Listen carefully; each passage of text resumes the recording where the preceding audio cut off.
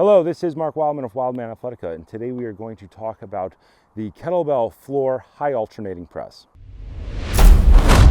This is part of a family of floor presses that you do with kettlebells when you don't have benches and you don't have bars. If you are limited in the equipment you have, you can add complexity to the basic movements you already know in order to get more out of the weights you already possess. When we do our floor press, our setup is pretty key to getting the weights up. The heavier the weights, the more important the setup becomes.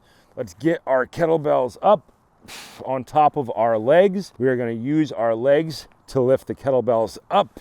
From here, we are going to lean back, getting to our starting position, flat back on the ground. Let's arch our tailbone up to engage our core. That drives our rib cage down and causes our core to fire. From here, we are going to get both weights up to the top. This is the high in the high alternating press part. One arm stays in lockout, the other arm is going to move.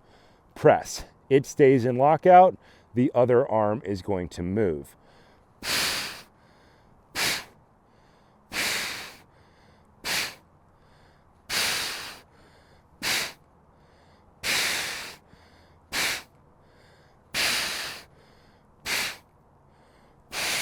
Get the weights all the way down, set them down by moving them towards your feet.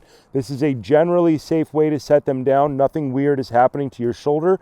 Your arm can't overextend because of the height of the kettlebell. So that's a very safe way to set them down.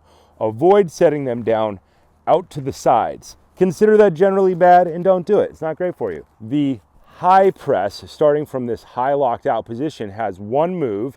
Your arm touches the ground, so it's very hard to do damage to the shoulder. The kettlebell is an offset center of mass, so there's a fly component to all of these movements.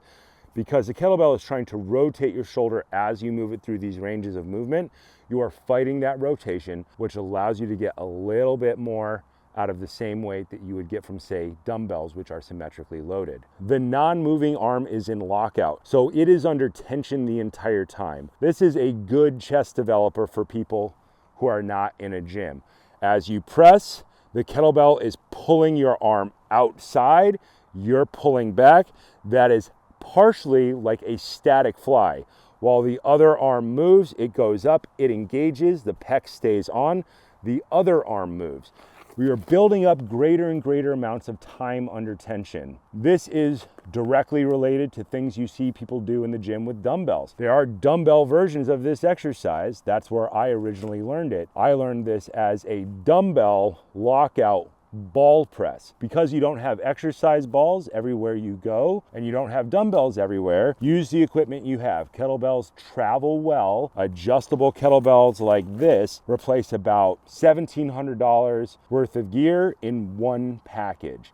A competition adjustable kettlebell is quite possibly the best equipment that you can buy to get the most value for the least amount of money. These floor press exercises go in a category we like to call the sexy maker category, which allow you to get more tension on the sexy muscles, the muscles that people tend to want to develop. But just by using a kettlebell, you tend to get a little bit more useful function out of it than you can get from, say, a gym press. The kettlebell adaptations of these gym exercises are fun to do. Are they necessary to do?